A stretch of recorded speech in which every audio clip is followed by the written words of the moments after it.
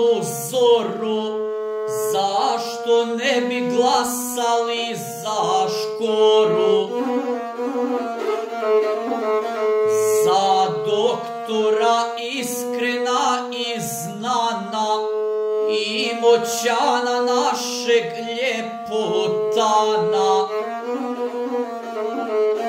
odrastao u kršćanskom duhu, neka bude na hrvatskom vrhu. Rođen ispod hrvatskoga stijega, draga braćo, glasujmo za njega. Da Hrvatsku do vijeka vodi, blago majci koja ga porodi.